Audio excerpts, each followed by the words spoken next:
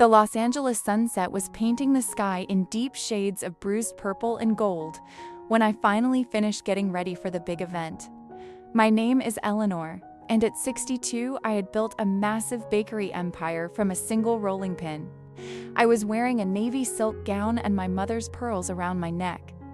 I felt elegant and proud as I prepared to celebrate a major family milestone with my only son and his wife. In my clutch, I had a $35,000 gift voucher for a luxury retreat in Cabo tucked away from my daughter-in-law's parents. It was their 40th anniversary, and I wanted to make it unforgettable. I had personally funded this entire party to the tune of $120,000. I wanted to show my love and support for Julian's new family, despite their constant coldness toward me over the last few years. Just as I was about to walk out the door, my phone buzzed with a message. It was from Julian. "Mom, don't come tonight. My in-laws don't want you here." Those 6 words felt like a sudden physical blow to my chest. They were far more painful than the many years of waking up at 3 in the morning to knead dough until my knuckles bled. Julian's voice, when he finally called, sounded small and incredibly cowardly to me. He explained that Victoria's mother, Mrs. Sterling, thought I would look out of place among their very refined and wealthy friends. He didn't defend me for even a second. He didn't bother to remind them that without my flower-smelling money, there would be no orchestra and no Bel Air estate for them to boast in tonight. He simply accepted their insults toward his own mother as if they were perfectly reasonable facts. "Are you really okay with this, Julian?" I asked him, my voice sounding dangerously calm even to my own ears. A long, heavy silence followed on the line. Then he said, "Mom, please don't be so dramatic. Mrs. Sterling just wants things to be perfect for the guests. You should just stay home and rest anyway, since you always work so much." He hung up before I could say another word, leaving me standing alone in my bedroom. I stood there looking at the beautiful navy dress in the mirror for a long time. I didn't cry a single tear. Instead, a cold and very hard clarity washed over me. I realized in that moment that I wasn't actually a mother to them at all. To Julian and Victoria, I was just an ATM with a pulse, a source of endless cash to fund their expensive lifestyle. I realized that my kindness had been mistaken for total weakness. I immediately called Richard, who has been my loyal accountant for over 15 years. "Richard, I need a complete and detailed file of every single cent I've transferred to Julian's account in the last 5 years," I commanded firmly. "I want the down payments for their condo, the costs for his luxury car, and every one of his monthly emergencies documented." Richard hesitated, knowing the firestorm this would soon ignite. Despite his surprise, he promised to have all the legal documents ready by the next morning. I then proceeded to block Julian, Victoria, and the entire Sterling family on every single social media platform and messaging app. I sat on my balcony, watching the bright lights of the city flicker below, and slowly tore up the expensive gift voucher for Cabo. The pieces fluttered away like snow into the warm California night air. I called the travel agency right then and changed the entire booking to my name only. I requested single occupancy for the trip. For 40 long years, I had lived my life almost entirely for Julian's happiness. Tonight, the baker was officially closing her kitchen to ungrateful guests who didn't respect her. The party they were about to enjoy was the last thing they would ever get from me, and the bill was coming due. Monday morning in my main bakery usually smells like fresh yeast and hope, but this morning, it felt like a declaration of war. Richard arrived early with a thick manila folder in his hand. The number at the bottom of the final page was absolutely staggering. $587,450. $500,000 given to a son who couldn't even stand up for his mother during a dinner. "Love isn't supposed to be a doormat, Eleanor," Richard said very quietly as he left my office that morning. I knew he was right. I called my lawyer, Fernanda, and told her I didn't want to just have a chat with Julian. I wanted a formal, legal demand for immediate payment. Julian had always promised that these large sums were loans until he stabilized his career at the high-end car dealership where he worked. That was a dealership where he barely managed to sell 2 cars in a typical month, despite his expensive suits. I had all the saved WhatsApp messages and the recorded audio clips of him saying the same thing over and over. "It's just a loan, Mom. I'll pay you back every cent once I finally close the big deal I'm working on." He had used my emotions to drain my hard-earned savings for years without any intent to pay. By 2 in the afternoon on Tuesday, a professional process server was already on his way to Julian's house. He would receive the formal notification at exactly 5 p.m. That was just 2 hours before the Sterling's refined anniversary party was scheduled to begin. I sat in my quiet office and worked on a brand new sourdough recipe. The steady rhythm of the kneading helped to keep me grounded and focused on the future. My phone began to vibrate almost immediately after the server must have left their property. It was Victoria calling. I decided to unblock her for a moment just to hear the panic in her voice. "What have you done, Eleanor? You're completely insane," she shrieked into the phone. "Julian owes you $600,000? This is absurd. Mrs. Sterling just fainted on the floor." I laughed, a very bitter but liberating sound. "I didn't do anything but wake up to the truth, Victoria. You uninvited me from a party that I personally paid for. This debt collection is just the logical cost of that decision," I said before hanging up. I blocked her again immediately. Julian tried calling me from several different unknown numbers throughout the evening. He sent long, sobbing texts about how I was destroying his life and how Victoria was leaving him. One specific message stood out to me. "I'm your only son, Mom. How can you do this to me after everything?" My response, which I carefully wrote but never actually sent, was very simple. "How could you do what you did to the woman who raised you alone?" The war had finally moved from the shadows of my bakery to the public courtroom. I was no longer the naive baker they thought they could manipulate for more money. The morning of the court hearing was cold and gray, matching the mood in the room. I wore my best charcoal gray power suit and those same pearls. Julian sat across from me at the table, looking incredibly pale and much older than his years. Victoria was sitting directly behind him, clutching her designer bag tightly. Her eyes were filled with a sharp mixture of fear and pure fury as the judge began the legal proceedings. Julian's lawyer tried to argue that the large sum of money were just gifts from a loving mother. He claimed the demand for repayment was nothing more than vengeful family persecution. He painted a picture of me as a bitter woman using the legal system to punish her child for a social slight. I felt the air leave the room for a second, but Fernanda stood up. She was calm, professional, and ready to fight back. She produced the thick folder Richard had prepared for the court. It contained not just the bank statements, but also the printed transcripts of Julian's own promises to pay me back. The judge spent 10 minutes in absolute silence, slowly flipping through the messages where Julian explicitly used the word loan many times. When he finally looked up, his expression was severe and unforgiving toward my son across the room. "Mr. Julian, did you actually write these specific messages to your mother? I promise to pay you back as soon as things improve?" Julian swallowed hard and whispered a very quiet yes to the judge.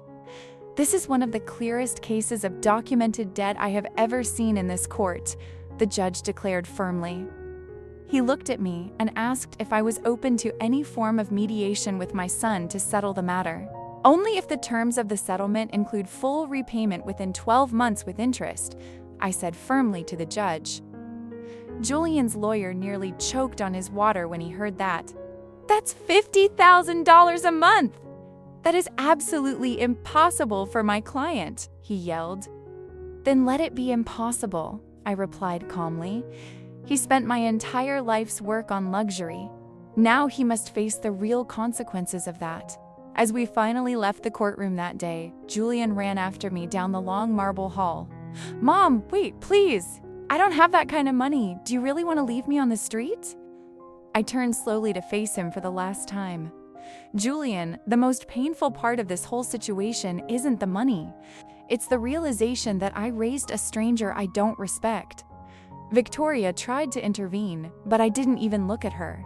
I walked away without looking back, leaving them both to deal with the chaos they had created for themselves. The months following the verdict were a whirlwind of legal maneuvers and social fallout for them. Julian had tried to delay the payments and beg for more time, but the judge was unmoved by his pleas. The story eventually leaked to several local blogs. Luxury party turns into nightmare. Mother sues son over debt. Some people in the community called me a hero for finally setting boundaries with my family. Others called me a monster for being so cold to my own son. I didn't care about their opinions anymore. For the first time in years, I was finally breathing freely. A week before the final payment deadline arrived, Mrs. Sterling appeared at my bakery. She looked like she had aged 10 years in that 1 month. The woman who at once told me I would lower the tone of her party was now literally begging in my small office. "Eleanor, please. Julian is going to lose everything he has. The condo, the car. Victoria is already talking about a divorce. It was all just a big misunderstanding between us." She looked desperate, but I felt nothing. "It wasn't a misunderstanding, Mrs. Sterling. It was a very calculated humiliation. You used me for years and Julian let you do it," I told her, not even looking up from my financial reports. "Now you're only here because the golden grain has stopped producing for you and your daughter." She turned bright red and began shouting that I would die alone and bitter, but I simply buzzed security to escort her out. I'd much rather be alone than be treated like trash by the people I have supported. Julian eventually lost his job at the dealership. The bad press made him a major liability for such a high-end business. Victoria did indeed file for divorce shortly after, being unwilling to live a life of mediocrity now that the fountain of my money had finally dried up. Julian was forced to move into a tiny apartment on the edge of the city, selling the very car I had bought for him just to make a partial payment. I went to CABO alone as I had planned. It was the most liberating 10 days of my entire life. I realized during that trip that I had many things to unpack in my mind, not just my heavy suitcase. I had to examine my views on self-worth and my deep-seated fear of being alone in my old age. I spent my 63rd birthday watching the ocean waves, realizing that I didn't actually lose a son. I finally recovered myself. The baker was finally enjoying her own bread, and it tasted much sweeter than any ungrateful refined party ever could. A year after the legal settlement began, Julian appeared at my bakery again. He didn't come to beg for more money or to try and delay a payment. He looked much thinner and humbler now, dressed in a simple uniform from a small local business where he had finally found some honest work. He handed me a plain white envelope, not with another legal document, but with a check for an extra $30,000. He had earned it from a recent bonus and a promotion at his new job. "I know I still owe you so much, Mom, but I wanted you to see that I'm finally taking this debt seriously," he said. His eyes finally met mine with something that actually looked like honesty for the first time in years. For the first time in a long time, I didn't feel rage boiling inside me. I felt a small flicker of something else. I didn't offer him a hug or a tearful reconciliation, but I did look him in the eye and say thank you. Julian told me he had started going to therapy. He told me later, over a very cautious cup of coffee 6 months after that his therapist helped him see how he had viewed me as a utility. He had seen me as a tool to be used, not as a person with real feelings and boundaries. "I always thought you'd just always be there, saying yes to every single thing I asked for," he admitted with shame. Hearing the truth was painful for both of us, but it was the only real foundation we could ever hope to build on. We established a new routine. one coffee meeting a month at a quiet place near the bakery. We didn't talk about money, and there was no pressure. We were just two people trying to get to know each other again without the masks of status and utility that had defined us. It took a long time to even think about trusting him again, and if I'm being honest, I still don't trust him completely. But Julian finally worked, respected my boundaries, and paid for himself for the first time in his adult life. My bakeries continued to thrive and expand throughout the city. I recently opened a 5th location in Santa Monica. I also started a mentorship program for other women entrepreneurs. I wanted to share the lesson I had learned the very hard way. Love doesn't mean accepting everything, and being a mother doesn't mean being a doormat. My life was finally full, not of refined socialites, but of real peace. Today, at 65, I sit on the porch of my new beach house. The California breeze smells of salt and sage, and it feels wonderful. Julian made his very final payment to me last week, $15,000 that closed the debt once and for all. He came over to the house and we actually hugged. For the first time, it felt like a real hug from a son. Our relationship is imperfect, but it is honest. That honesty is worth much more to me than any of the fantasies I used to feed about our family. I look back at the night of that anniversary party and I don't feel any pain anymore. I feel only gratitude. If I hadn't been uninvited that night, I would probably still be paying for Victoria's designer bags and Mrs. Sterling's. Refinement. I would still be a shadow in my own son's life, barely noticed. The betrayal was the fire that forged the strong woman.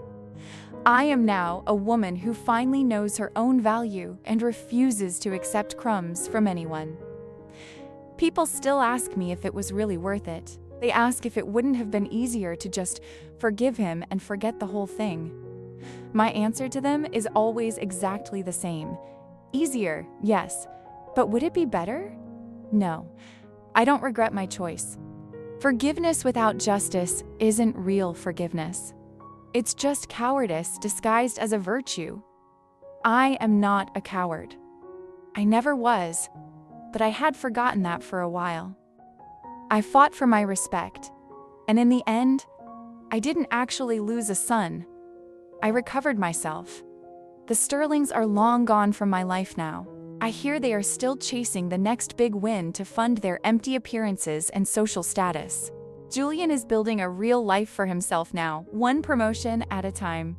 It's a life based on hard work, not on my handouts. And I am here, surrounded by people who value me for being Eleanor, not for what is in my bank account. I have peace, I have joy, and I have real love in my life. My story didn't end with that 6-word betrayal that night. It actually began there on my bedroom floor. I am the architect of my own fate now, and the foundation I've built is stronger than any mansion in Baylor could ever be. To anyone who is being used by those they love, please remember that your value is not negotiable. The dawn will always find its way back to a house built on truth and self-respect. I am Eleanor, and after a long and difficult journey, I am finally, truly home. Sometimes I visit the original bakery at dawn. The smell of the first batch of bread still brings a smile to my face.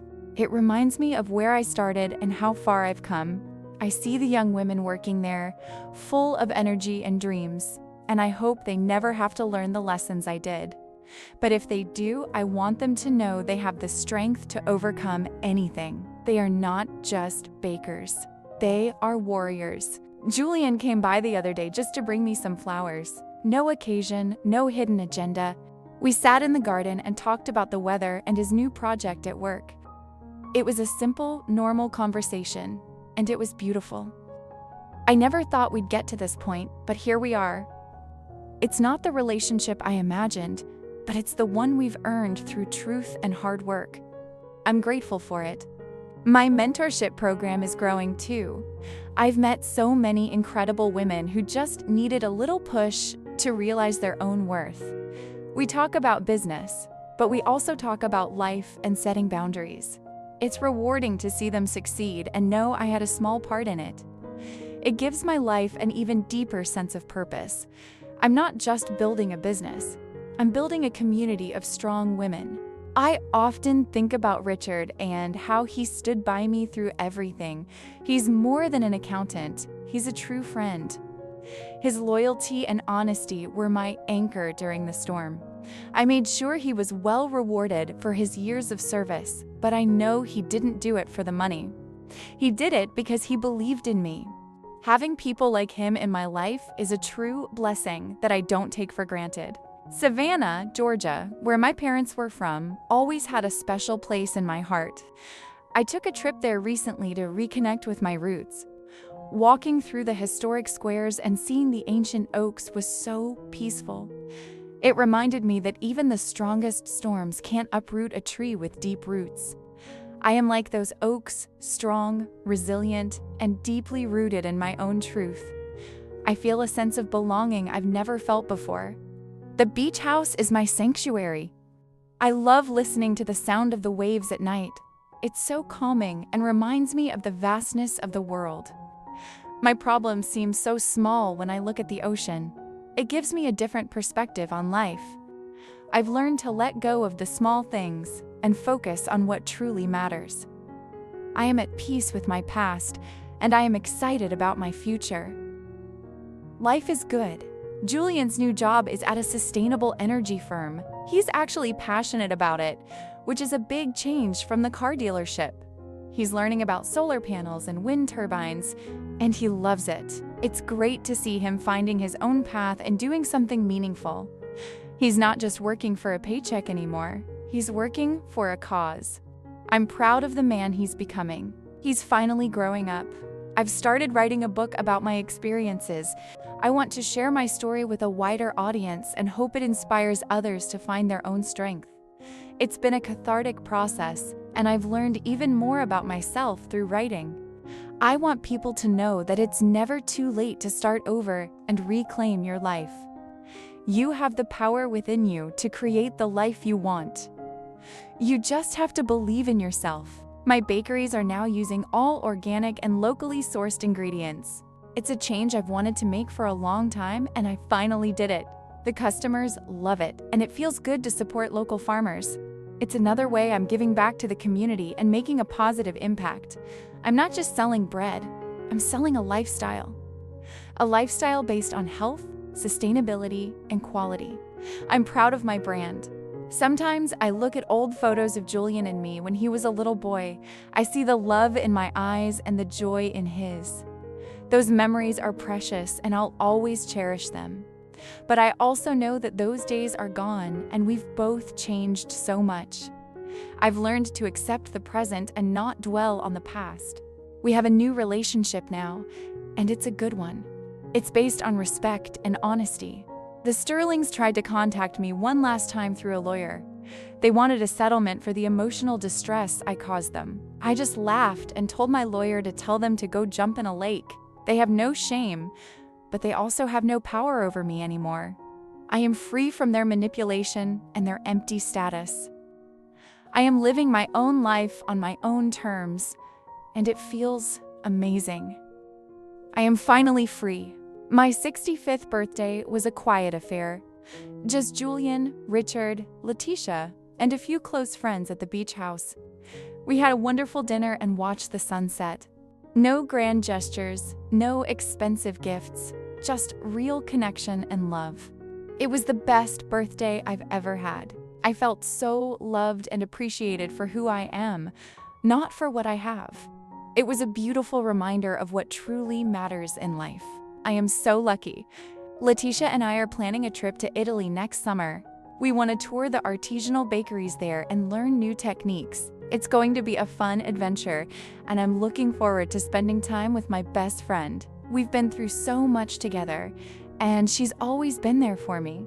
Having a friend like her is a rare and precious gift. I'm grateful for her every single day. We're gonna have a blast. My book is almost finished. I've sent the first few chapters to a publisher, and they're interested. It's exciting to think that my story might actually be published and help people.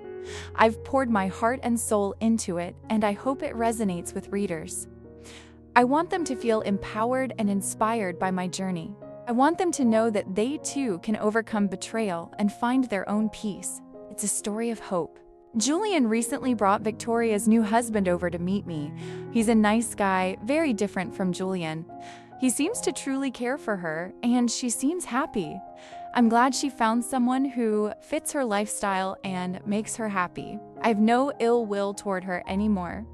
She's just a part of my past, and I've moved on. I wish them both the best. It's a strange feeling, but it's a peaceful one. I'm at peace. The Los Angeles skyline at night is still one of my favorite views. All those lights representing so many lives and stories. My story is just one of many, but it's the one I'm living. I'm proud of the story I'm writing for myself. It's a story of resilience, strength, and ultimate triumph. I've overcome so much, and I'm a better person for it. I'm proud of the woman I've become. I'm Eleanor, and I'm a survivor. I've started a small garden at the beach house too. I'm growing my own herbs and some vegetables. It's a peaceful way to spend my mornings. I love the feeling of the soil in my hands and watching things grow. It's another way I'm connecting with nature and finding peace. My garden is a small sanctuary where I can sit and reflect on my life. It's a place of beauty and tranquility. I'm very happy there. Julian often calls me just to check in and see how I'm doing. It's a small thing, but it means so much to me. It's a sign that he truly cares and wants to be a part of my life. I'm grateful for our new relationship and the effort he's putting into it. We've both worked hard to get to this point, and it's worth it. We have a real connection now, and it's a beautiful thing. I'm a lucky mother. My bakeries are now hosting community events like baking classes and bread tastings. It's a way to bring people together and share my passion for baking. I love seeing the joy on people's faces when they learn something new. It's rewarding to know I'm making a difference in the community. My bakeries are more than just businesses. They're places of connection and learning. I'm proud of what I've built. I love my life. I am Eleanor. I'm a survivor. I am a mother, a friend, and an entrepreneur. I am the architect of my own destiny. And I am finally home. The evening is quiet. The California breeze gently caresses my face. I close my eyes and feel deep gratitude for everything I have been through. Life is beautiful, and I'm ready for the next chapter. Thank you for being with me on this journey. Remember, your worth is non-negotiable. Goodbye.